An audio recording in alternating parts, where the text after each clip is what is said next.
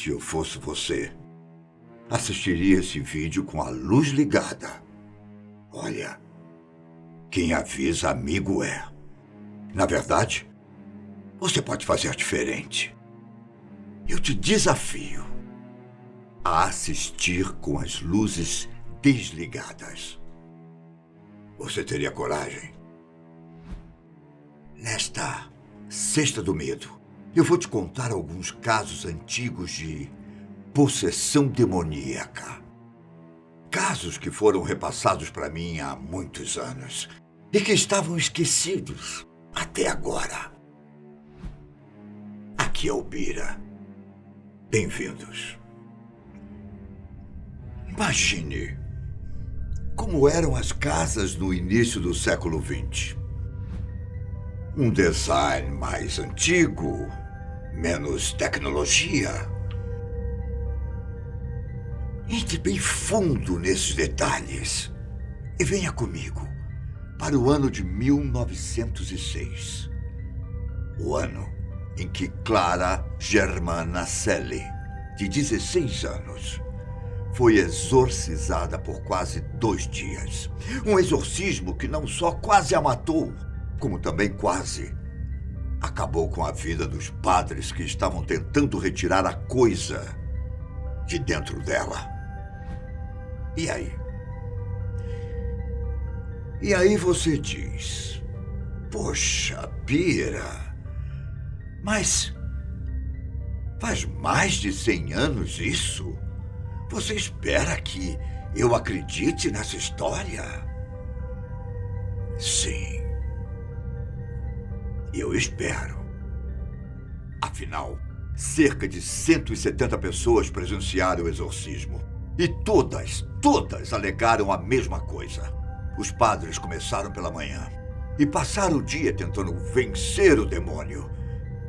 Só pararam para se alimentar. Dizem que em determinado momento, Clara tornou violenta a ponto de pegar a Bíblia de um dos religiosos e tentar sufocá-lo com o livro. Mas o que aconteceu para que Clara chegasse nessa situação? Aparentemente, ela não teve uma vida fácil. Ela cresceu órfã lá na África do Sul, criada quase que inteiramente por membros da Igreja Católica. Ela chegou a ser batizada quando pequena, mas isso não a impediu de, supostamente, fazer um pacto com o diabo, que custaria sua alma. O que ninguém sabe é o que ela pediu em troca. Mas sabemos que ela não conseguiu. Isso porque um padre a testemunhou conversando com o que quer que fosse dentro dela, dizendo que a coisa a tinha traído, que havia prometido dias de glória, mas, naquele momento, a tratava de uma forma cruel. É por isso que eu digo: não confie em demônios. É verdade que, com o passar dos anos e das décadas, a história da possessão de Clara ganhou novos detalhes.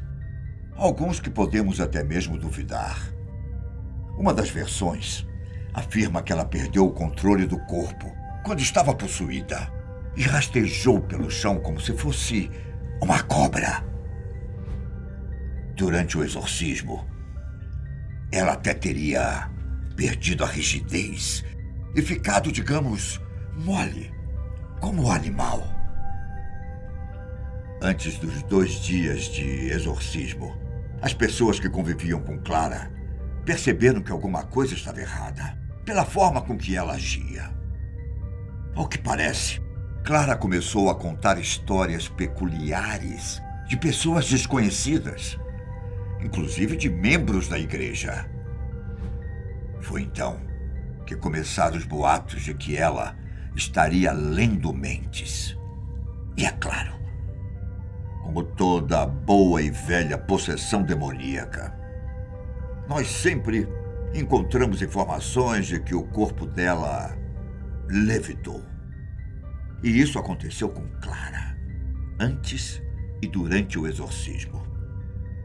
Erasmus Horner, um dos padres que participou da retirada do demônio. E segundo ele, o corpo da menina flutuou de 3 a 5 vezes no ar, tanto na vertical quanto na horizontal. Clara passou a falar idiomas com os quais nunca teve contato e ficava irritada quando chegava perto de objetos religiosos. Só que no final dos 2 dias de luta contra o demônio, Clara venceu. O espírito maligno supostamente a deixou. E ela ficou tão envergonhada com tudo que pediu perdão pelo que fez as pessoas passarem e dedicou o restante dos seus dias a cuidar dos mais necessitados. Agora, vamos voltar um pouco mais no tempo. Vamos comigo. Século XX, século XIX. E pronto. Chegamos no século XVIII.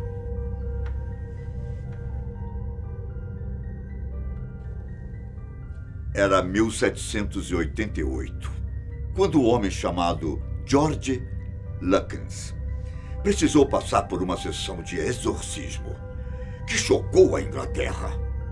Ele tinha 44 anos, trabalhava como alfaiate e também já tinha sido cantor e ventríloco. Ele era calmo, ia à igreja, mas parece que nada disso impediu que ele fosse atormentado por demônios. O triste da história de George é que ele passou quase 20 anos com a tormenta. Em 1769, ele estava se apresentando em uma peça de Natal quando foi derrubado por alguma força sobrenatural. Daquele momento em diante, seu corpo começou a dar sinais epiléticos. Mas, na verdade, eram os demônios tentando tomar conta dele. Durante anos, diversas testemunhas disseram ter visto George agir de maneira estranha, tendo convulsões e, certa vez, latindo como um cachorro. As situações pareciam ter início sempre que ele sentia uma agitação na mão direita. Aquele que antes era calmo e tranquilo se tornou uma pessoa cansada e grossa. George chegou a ficar internado em um hospital por 20 semanas, onde não teve nenhuma convulsão. O problema mesmo eram seus problemas epiléticos, incuráveis de acordo com os médicos. Um ano antes do exorcismo, tudo piorou. O próprio George teve lucidez suficiente para dizer que seus problemas não passavam de uma possessão demoníaca. Os registros sobre o que aconteceram entre 1787 e 1788 são escassos. Mas sabe-se que demorou quase um ano para que a igreja tomasse partido. Primeiro, foi preciso várias reuniões com George para determinar se era realmente um caso de possessão. Uma certeza que não demorou muito para chegar. Alguns padres se recusaram a fazer o trabalho, mas outros 6 aceitaram. E foi quando começou o exorcismo que todos perceberam o problema de George. À medida que os religiosos ordenavam que o demônio fosse embora, George ficou com feições estranhas. Falou com uma voz grossa, muito grave. Proferiu xingamentos e chegou a dizer que era o próprio diabo. George começou a ser violento com os padres e prometeu se vingar daquele que estavam fazendo o exorcismo. 2 horas foram necessárias para expulsar não apenas um, mas vários demônios que o estavam usando como receptáculo. Muitas pessoas afirmam que essa história era uma farsa. Mas para mim, está tudo muito claro. George não teve mais problemas depois disso. Ao menos é o que a história conta. Você conhece o casal Warren, não é? Ed e Lorraine. Aqueles famosos investigadores de fenômenos paranormais. Uma área que eu sempre tive interesse. Entre os muitos casos que eles testemunharam, está o de um homem chamado Maurice French Thériault. Pobre Maurice. Se ele está aqui, é porque foi vítima de uma possessão demoníaca. É verdade. Mas a vida dele já era difícil desde antes. A rotina de trabalho dele na Nova Inglaterra, nos Estados Unidos, era muito pesada. Principalmente, problemas familiares o acompanhavam desde sempre. Conforme ele crescia, o pai se tornava agressivo e exigente. E Maurice só queria que isso acabasse. Por conta disso, mas sem saber, ele acabou invocando entidades que logo se apossaram do seu corpo. Dizem que ele presenciou uma coisa horrível, muito assustadora no celeiro da família. Alguma coisa sexual que nunca foi explicada. Maurice precisou abandonar a escola para trabalhar na fazenda, em tempo integral, e passou a perceber que havia adquirido uma força que ele não tinha. Ele conseguia levantar coisas e fazer trabalhos que nunca tinha feito. E detalhe, ele executava tudo isso sem nem precisar aprender. Mas logo a vida dele mudou. E ele finalmente ficou livre da fazenda. Só que Maurice sentia que estava com algum problema. Um problema que nem mesmo os médicos conseguiriam ajudar.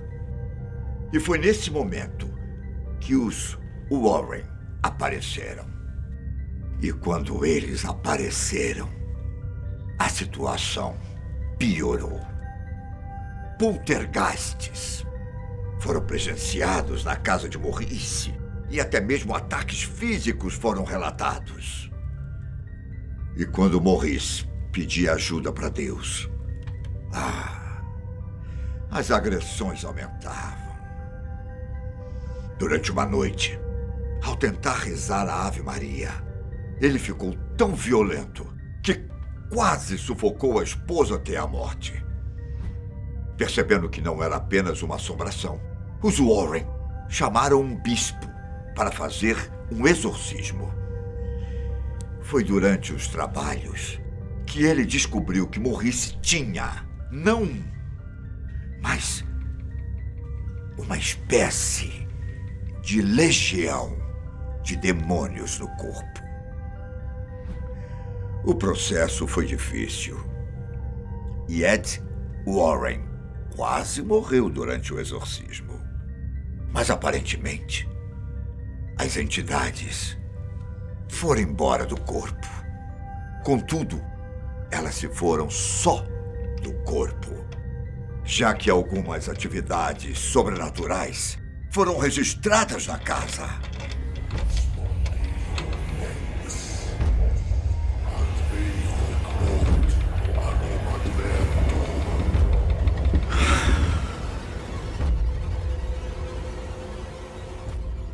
quem avisa, amigo, é. Não mexa com o que você não conhece. Estude, pesquise, se informe. Até.